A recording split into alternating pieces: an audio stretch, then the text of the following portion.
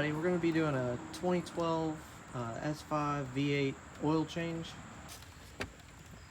First thing you want to do is remove the plastic cover. Just grab both sides here and kind of wiggle it up until it pops loose. The oil filter is underneath this.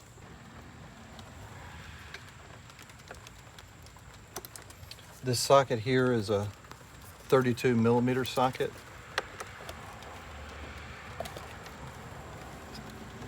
Looks like somebody has damaged this one before. We might want to, yeah, they put a tie around it. We'll probably have to get a new one of those.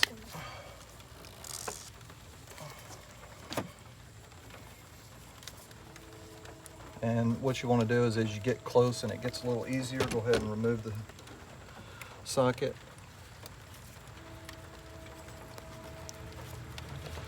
And just continue turning until the top comes off. And what I usually do is get a bucket so that it doesn't get all over your car.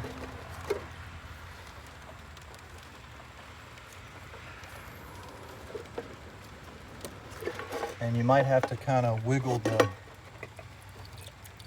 filter to get it loose, because sometimes the pressure makes it stick.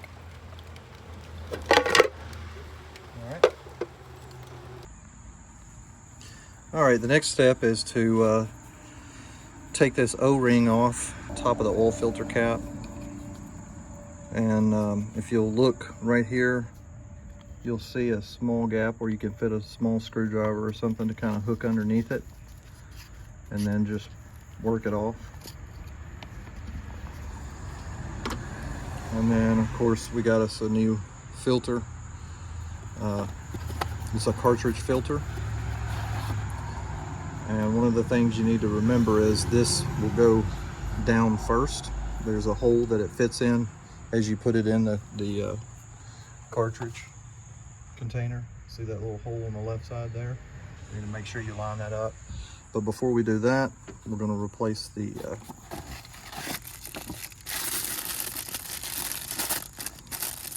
oil cap gasket.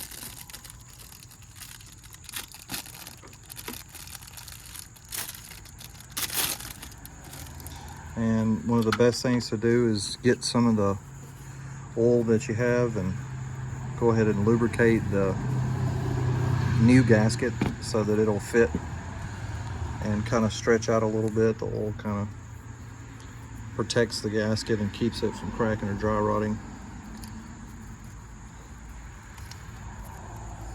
And whenever you're pushing it down, make sure that it's not twisted or bent anywhere. You want to make sure that it's completely round. Kind of put some more oil on it. All right, next step, I'm gonna drop the cartridge filter down in here. And before we do that, we can put some oil on this too, so that it'll help it slide down in. And what you want to do is line that pin up with the hole on the other side, and you'll feel it pop in. You got to kind of push firm pressure and it'll pop right in that hole.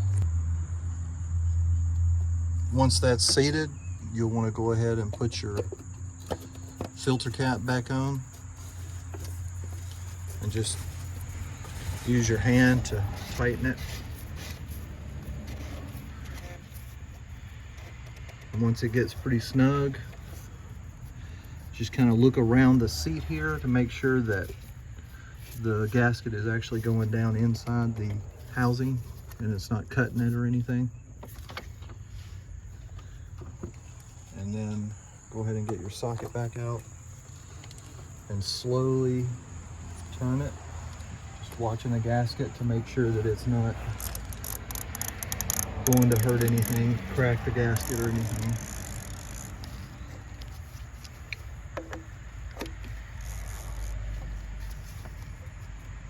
What you want to do is tighten it until it gets all the way tight. You never want to over tighten it, because this is plastic screwing into a metal surface, so just get it tight enough to where it's snug. and that should seat the O-ring and keep it from leaking. Now we're going to be going under the car to drain the oil. When you are doing this, you want to make sure that you have jacks under here just in case. Even though you have those ramps, they could collapse on you, just to be safe. We're now under the car and taking the cover off.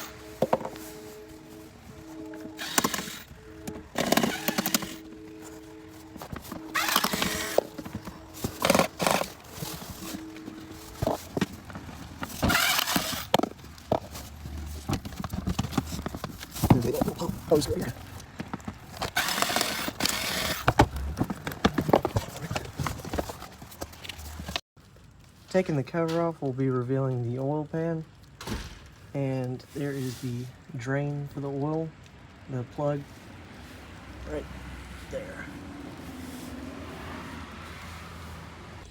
The next step is going to be to loosen the oil drain plug. It's a 6mm hex head socket.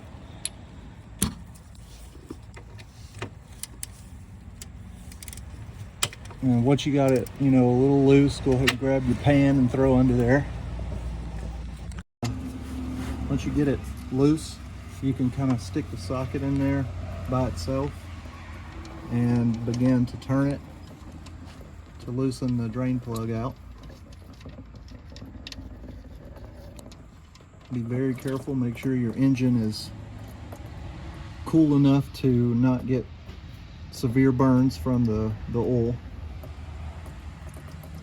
Just make sure you keep up with your oil drain plug.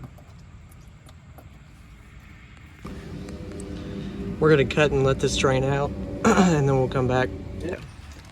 After the oil drains out, what you want to do is be able to take your oil plug, just clean it off, make sure there's no metal flakes or anything on it. Make sure it's clean, and go ahead and reinstall it into the oil pan. You never want to cross thread this, so don't use a wrench or anything to try to put it on. Always try to finger tighten it first.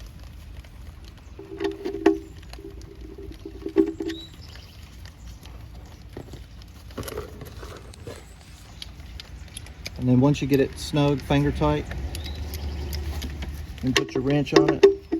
And you do not want to over tighten this at all, so just a couple of little small, maybe a 1/4 inch turn to tighten it up, and clean all the area around it. And now you're ready to reinstall the plastic protector underneath. We finished putting the cover back on. We didn't record that because it was a pain trying to get it back on, but that's pretty much all we did. And now we took the jack stands out, and we're not going to be under the car anymore. All right, the next step is to fill it up with oil, and you'll remove your oil filler cap. And this actually has a plastic insert inside, so it's going to be, we'll have to pour it very slow in there so it won't overfill and get on the engine. One of the things that you always need to do is clean out your funnel so that there's no dirt or debris inside there, or old oil that you had before. You want it as clean as possible. And then we'll go ahead and open our oil here. On top of the oil, there's always a aluminum film, and you do not want that inside your engine, so you want to make sure you get that off and get that out of the way before you even start pouring.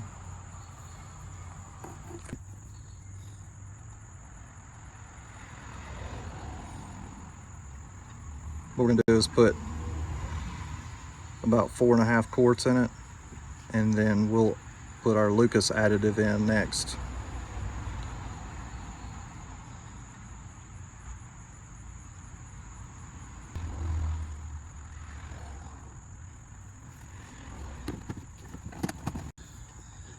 Before we end up topping it off with oil, I want to make sure that we put in this stabilizer made by Lucas Oil, and it's one of the best additives that you can put in any vehicle.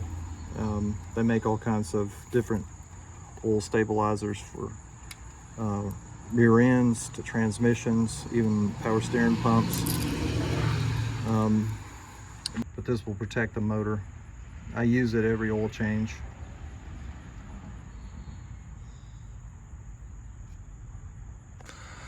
After the Lucas oil has been dispensed, we'll go ahead and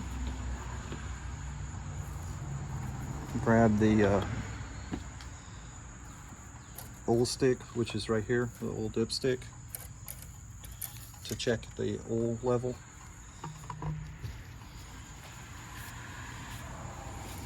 Just give it a good wipe and give it a few minutes for the oil to settle down inside the motor, and then we'll check it to make sure how much we need to add.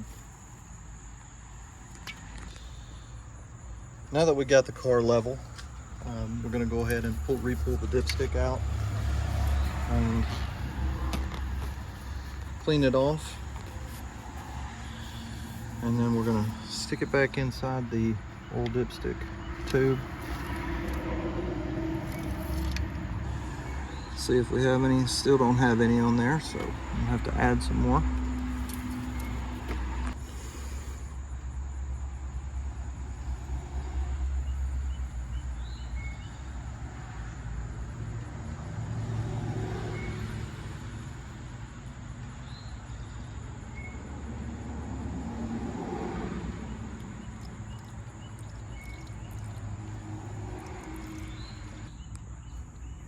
After we leveled the car and added more oil until it shows right there at the max level, it ended up being 9 quarts of oil and 1 quart of Lucas oil. The next step is to kind of wipe everything off and reattach the oil filter cap.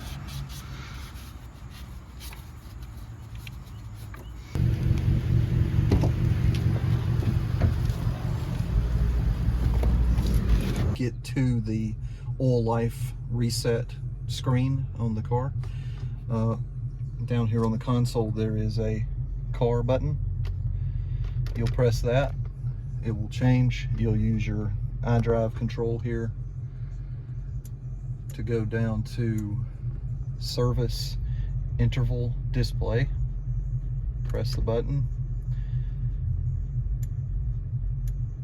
and then you go all the way to the bottom. It'll say reset oil change interval. It'll say yes. Are you sure you want to? We're going to hit yes, and then you should see the oil change interval reset screen, and now the oil life has been reset for the next service.